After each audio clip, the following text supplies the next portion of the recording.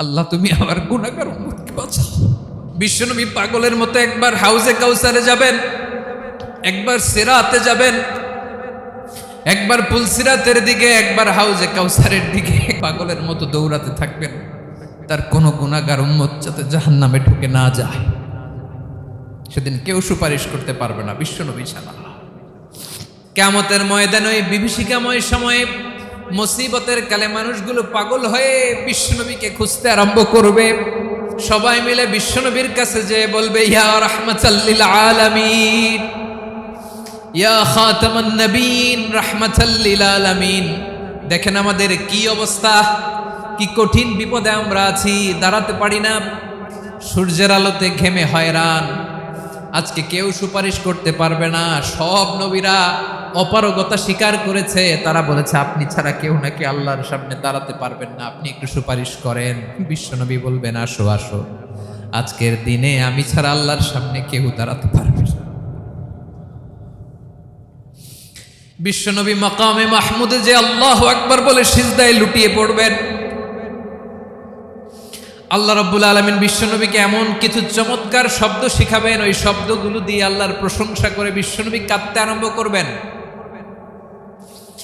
বিশ্বনবী এমন ভাবে অজর দ্বারায় সিজদায় লুটিয়ে পড়ে কাঁদবেন, রব্বুল আলামিনের রহমতের দরিয়ায় জোশ লেগে যাবে। রব্বুল আলামিন এই দৃশ্য থেকে সহ্য করতে পারবেন না। রব্বুল আলামিন বলবেন, ইয়া মুহাম্মদ ইরফা রাসাক, ও নবী আপনি মাথা তোলেন, মাথা তোলেন, আপনার কান্না আমি সহ্য করতে পারি না। নবী আপনি মাথা তোলেন, সাল তুতা, আজকে আপনি যা চাবেন তাই দেব। নবী আপনি সিজদা থেকে মাথা তুলেন, সাল তুতা, যা চাবেন তাই দেব। ওয়াশফা তুশাফা, যার জন্য সুপারিশ করবেন তার সুপারিশ কবুল করে নেব। বিশ্বনবী এবার মাথা তুলবেন। যে বিভীষিকাময় সময়ে প্রত্যেক নবী বলেছেন আমি পারবো না, প্রত্যেক নবী বলেছেন নফসি নফসি, আমার কি হবে আমি জানি না, আল্লাহ আমারে বাঁচাও। প্রতিটি নবী বলবে নফসি নফসি, আল্লাহ তুমি আমারে বাঁচাও, আমারে বাঁচাও। বিশ্বনবী মাথা তুলবেন, তুলে বলবেন রব্বি হাবলি উম্মতি, আল্লাহ তুমি আমার গুনাহগার উম্মতকে বাঁচাও। এই দুনিয়ার বুকে রব্বুল আলামিন সব নবীকে একটা করে দাওয়া মুস্তাজাবা দিয়েছেন, মানে যে দোয়া করলে কবুল হয়ে যায় সাথে সাথেই। দাও বিহা, দুনিয়ার সব নবীরা ওই দোয়াটা দুনিয়ায় করে ফেলেছে। সব নবীকে আল্লাহ একটা করে দোয়া দিয়েছেন, নবী দোয়া করলেই কবুল। সব নবীরা ওই দোয়া করে ফেলেছে দুনিয়াতে। বিশ্বনবী বলেন আমি করি নাই। ওয়া ইন্নী আখতাবিউ দাওয়াতি শাফাআতান লি উম্মতি ইয়াউমাল কিয়ামাহ, আমার ওই স্পেশাল দোয়াটা আমি দুনিয়ার বুকে কঠিন বিপদে পড়েও কোনোদিন করি নাই। আমি আমার স্পেশাল দোয়াটা কিয়ামতের দিন আমার গুনাহগার উম্মতকে সুপারিশের জন্য রেখে দিয়েছি। আল্লাহ বলবেন নবী ইরফা রাসাক, মাথা তোলেন, আর কাটবেন না। বিশ্বনবী মাথা তুলবেন, আল্লাহ বলবেন সাল তুতা, আপনি যা চাবেন তাই দেব। ওয়াশফা তুশাফা, সুপারিশ করেন, সুপারিশ কবুল করব।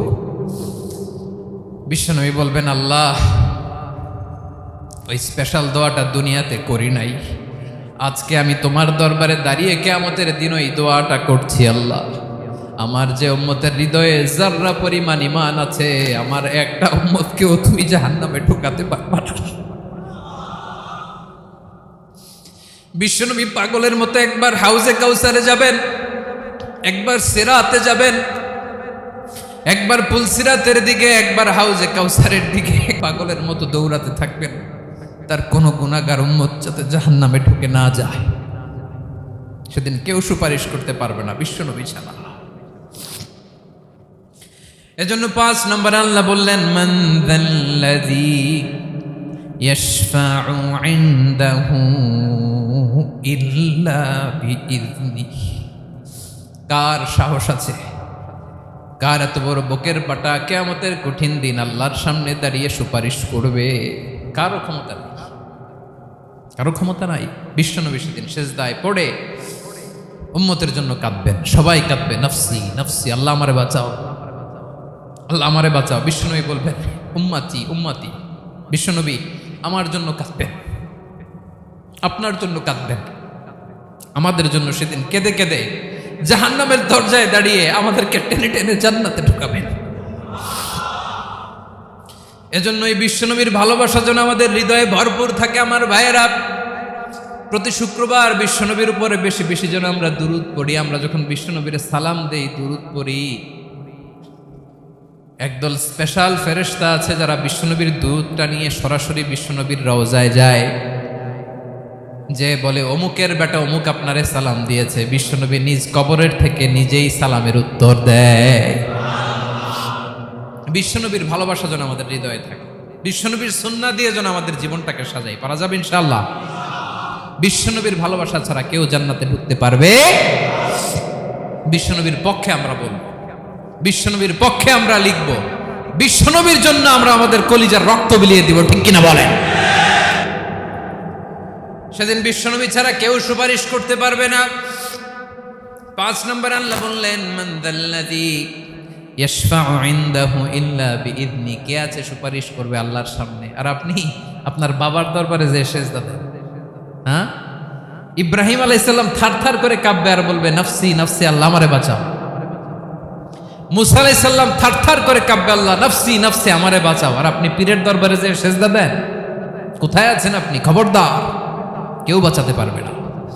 যাকে ইল্লা আল্লাহ যাকে অনুমতি দেন, বিশ্বনবীকে দিবেন, নবীদেরকে দিবেন। এরপরে আল্লাহ তার স্পেশাল ওয়ালিদেরকে, মুত্তাকিনদেরকে, শহীদদেরকে, সিলেক্টেড বান্দাদেরকে দিবেন। কিন্তু কাকে দিবেন, কার জন্য দিবেন, দুনিয়ার কেউ জানে না একজন ছাড়া। তিনি কে? আল্লাহর ওয়ালিদেরকে, নেককার লোকদেরকে আল্লাহ সুপারিশের অনুমতি দিবেন। কিন্তু আপনি যারে মানেন, যার পায়ে সেজদায় লুটিয়ে পড়ে থাকেন, তারে যে আল্লাহ দিবেন, এটার কোনো গ্যারান্টি আছে? কথা বলেন। এজন্য জপতে হবে একজনের নাম। আওয়াজ করে বলুন, তিনি কে? আয়াতুল কুরসির 5 নাম্বার কথা হচ্ছে, সেদিন কেউ কারো উপকারে আসবে না, সুপারিশ করার সুযোগ পাবে না, আল্লাহ যাকে অনুমতি দেয় তিনি ছাড়া। আল্লাহ যদি কাউকে দয়া করে অনুমতি দেয় তাহলে করতে পারবে, তাহলে পারবে। সেই কিয়ামতের দিনটা বড্ড ভয়ঙ্কর, কেউ সুপারিশ করার সাহস পাবে না। আরে আমার অবস্থা কি আমি জানি না, আমি আবার কারোর জন্য সুপারিশ করব? কথা বুঝেন নাই? আমার কি হবে আমি জানি, তা আমি আরেকজনের নিয়ে টেনশন করার সুযোগ কোথায়? ইয়া নাফসি ইয়া নাফসি, আল্লাহ আমারে বাঁচাও, আমারে বাঁচাও, আমারে বাঁচাও। কাঁদতে কাঁদতে মানুষ হয়রান হয়ে যাবে, এ নাকি আবার আরেকজনের বাঁচাবে। বিশ্বনবী বলেন, বিশ্বনবী একবার ছাগলের রান খাচ্ছিলেন। রান খেতে খেতে বিশ্বনবী বলেন আনা সাইয়্যিদুন নাসি ইয়াউমাল কিয়ামা, আমি কিয়ামতের দিন সর্বশ্রেষ্ঠ হব, মানুষের মধ্যে সর্বশ্রেষ্ঠ সেরা আমি বিশ্বনবী। আলহামদুলিল্লাহ পড়েন। বিশ্বনবী বলেন সেদিনটা বড্ড ভয়ঙ্কর, সেদিন কেউ কারো কোনো উপকারে আসবে না, বন্ধু বন্ধুর কাজে আসবে না, স্ত্রী স্বামীর উপকারে আসবে না, স্বামী স্ত্রীর উপকারে আসবে না, পীর সাহেব মুরিদরে বাঁচাতে পারবে না, মুরিদ পীর সাহেবরে বাঁচাতে পারবে না, নেতা কর্মীর পরিচয় দিবে না, কর্মী নেতার পরিচয় দিবে না, ভাই বোনকে চিনবে না, বোন ভাইকে চিনবে না, বাবা তার সন্তানকে চিনবে না, মেয়েকে দেখে মা দৌড়ে দৌড়ে পালাবে। বড্ড ভয়ঙ্কর দিন। বিশ্বনবী বলবেন জমিনটা এখনকার মতো থাকবে না, পুরো জমিনটা সমান হয়ে যাবে, ফ্ল্যাট। এখন তো গোল, তখন ফ্ল্যাট। সবাই এক জমিনের উপরে দাঁড়াবে, সূর্যটা মাথার কাছে চলে আসবে, সূর্যের গরমে মানুষের মাথার মগজ গলে গলে কানের ছিদ্র, নাকের ছিদ্র দিয়ে বেয়ে বেয়ে পড়বে। সবাই হয়রান, পেরেশান, ক্লান্ত শ্রান্ত। মানুষগুলো বলবে বাঁচার কোনো উপায় নাই।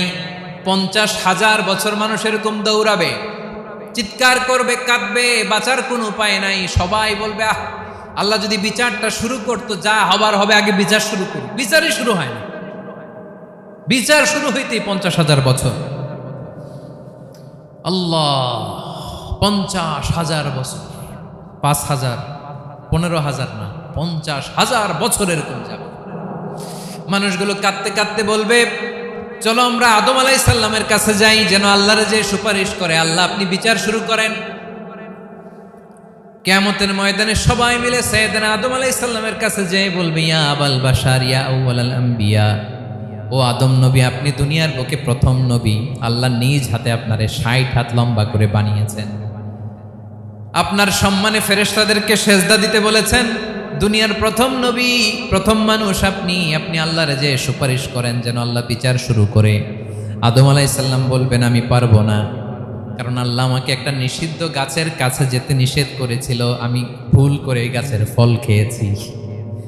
নাফসি নাফসি, আজকে আমার কি হবে আমি জানি না, আমি বড় লজ্জিত। আমারে যদি আল্লাহ জিজ্ঞেস করে কেন খাইছিলাম, আমার কোনো উত্তর নাই। তোমারে বাঁচামো কেমনে আমি? নবীরা থার থার করে কাঁপবে সেদিন। আদম আলাইহিস সালাম বলবেন আমি পারবো না, মাফ করো আমাকে, আমি পারবো না। ওই যে ভুল করে গন্ধম খেয়ে ফেলেছি, নিষিদ্ধ গাছের ফল খেয়ে ফেলেছে, আমি বড় লজ্জিত, অনুতপ্ত, আমি পারবো না। আজকে আল্লাহ এত রাগান্বিত হয়েছে, আগে কখনো আল্লাহ এত রাগান্বিত হয় নাই, ভবিষ্যতেও আল্লাহ কখনো এত রাগান্বিত হবে না। আমি পারবো না। এক কাজ করো, তোমরা নূহ আলাইহিস সালামের কাছে যাও। কোন নবী? লোকেরা এবার পাগলের মতো দৌড়াতে দৌড়াতে আল্লাহর নবী নূহ আলাইহিস সালামের কাছে যেয়ে বলবে ইয়া নবী আল্লাহ নূহ, আনতা আউয়ালুর রুসুলি ফিল আরদ, আপনি জমিনে প্রথম রাসূল। আদম আলাইহিস সালাম নবী ছিলেন, রাসূল ছিলেন না। এই দুনিয়ার বুকে প্রথম রাসূল ছিলেন আল্লাহর নবী নূহ আলাইহিস সালাম। সবাই বলবে ও নবী আল্লাহ নূহ, রাসূল আল্লাহ নূহ, আল্লাহ আপনাকে আবদান শাকুরা, শুকরগুজার বান্দা বলে কোরআনে বলেছে। কোরআনে নূহ আলাইহিস সালামের নামেও সূরা আছে না নাই? আপনি আল্লাহর প্রিয় বান্দা, প্রিয় রাসূল। দেখেন আমাদের কি দশা, ঘামতে ঘামতে শেষ। জমিনটা তামার জমিন, সূর্যটা মাথার কাছে, কি করবো আর পারি না, ঘামতে ঘামতে আর কত ঘামবো, কত দাঁড়িয়ে থাকবো। আল্লাহরে যে বলেন বিচার যেন শুরু করে। নূহ আলাইহিস সালাম বলবেন আমিও পারবো না, আমিও পারবো না। আমি আমার ছেলের জন্য এক কথা বলে ভুল করে ফেলছি। যখন মহাপ্লাবন হবে আমি বললাম আল্লাহ আমার কলিজার টুকরা সন্তান রে বাঁচান। আল্লাহ বললেন ও নূহ, সে তোমার সন্তান না, কারণ সে ঈমান আনে নাই, সে পাহাড়ের উপর দাঁড়িয়েছে, দেখি কেমনে সে বাঁচে। ওই যে আমি একটা না বুঝে আবদার করেছি, আল্লাহ আমার উপর রেগে গিয়েছিলেন। আজকে আল্লাহ ওই ব্যাপারে যদি আমারে প্রশ্ন করে, আমার কোনো জবাব নাই, আমি পারবো না, মাফ করো। তোমরা সবাই মিলে আল্লাহর খালিল ইব্রাহিম আলাইহিস সালামের কাছে যাও। লোকগুলো পাগলের মতো খুঁজতে আরম্ভ করবে, অযুত লক্ষ নিযুত কোটি মানুষের ভিড়ে আল্লাহর খালিল ইব্রাহিমকে যে বলবে ইয়া খালিলুল্লাহ, ও আল্লাহর খালিল, আল্লাহ আপনাকে বড্ড ভালোবেসেছেন, আপনি কাবা বানিয়েছেন, আল্লাহ আপনাকে বড্ড পছন্দ করেন। দেখেন আমাদের কি অবস্থা। আপনি যে আল্লাহর কাছে সুপারিশ করেন যেন আল্লাহ আজকে বিচার শুরু করে। আল্লাহর নবী ইব্রাহিম বলবেন আমিও পারবো না, আমি আমার জীবদ্দশায় 3টা মিথ্যা বলেছি। কয়টা? আসলে মিথ্যা না, একটু টুইস্ট করে কৌশল করে কথা বলেছিলেন, ওইটাকে হাদিসে মিথ্যা বলা হয়েছে।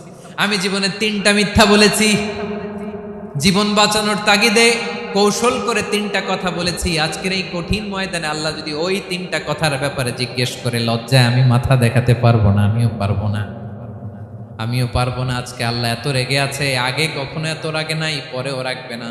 তোমরা সবাই মিলে বনি ইসরাইলের নবী মূসা আলাইহিস সালামের কাছে যাও। সবাই এবার যাবে মূসা আলাইহিস সালামের কাছে, যে বলবে ইয়া নবী আল্লাহ মূসা, আপনি ছিলেন কালিমুল্লাহ, আল্লাহর সাথে সরাসরি কথা বলতেন। রব্বুল আলামিন আপনাকে তাওরাত কিতাব দিয়েছেন, আপনি যে একটু সুপারিশ করেন। আল্লাহর নবী মূসা বলবেন মাফ করো, আমিও পারবো না, আমি দুনিয়ার বুকে ভুল করে একটা মানুষকে মেরে ফেলেছি। আমি মারছিলাম আদব শিক্ষা দেওয়ার জন্য এক থাপ্পড়, এই থাপ্পড়ে যে ওই লোক মরেই যাবে আমি জানতাম না। আজকে আল্লাহ যদি জিজ্ঞেস করে কেন মারলা, জবাব আছে? ওই লজ্জায় আমি অনুতপ্ত, আমি পারবো না, আমার এই কথা বলো না। আজকে আল্লাহ বড্ড রেগে আছে, আমি পারবো না। তোমরা আল্লাহর নবী ঈসা আলাইহিস সালামের কাছে যাও। কিয়ামতের ময়দানে মানুষগুলো পাগল পাড়া হয়ে আল্লাহর নবী ঈসা আলাইহিস সালামের কাছে যাবে, যে বলবে নবী ঈসা আপনি রূহুল্লাহ, বাবা ছাড়া আল্লাহ আপনাকে বানিয়েছেন, ইনজিল কিতাব দিয়েছেন, মৃত মানুষকে আপনি জীবিত করতে পারতেন। আজকের এই কঠিন বিপদের দিনে আপনি আমাদের সাহায্য করেন। আল্লাহর কাছে যে বলেন যেন বিচার শুরু করে। ঈসা আলাইহিস সালাম বলবেন আমিও পারবো না, ইন্নী উবিদতু মিন দুনিল্লাহ, আমার উম্মত খ্রিস্টানেরা আল্লাহরে বাদ দিয়ে আমি ঈসার ইবাদত করেছে। আমার মা ম্যারি আর আমাকে ডাকতো জেসাস ক্রাইস্ট, আমার ইবাদত করেছে, যদিও আমি আমার ইবাদত করতে বলি না। ঈসা আলাইহিস সালামও ইবাদত করতে বলেছেন একজনের, তিনি কে? আল্লাহ নবী ঈসা আলাইহিস সালাম বলবেন আমিও পারবো না, আজকে আল্লাহ অনেক রেগে আছে, আমি পারবো না, তবে একটা পরামর্শ দিতে পারি।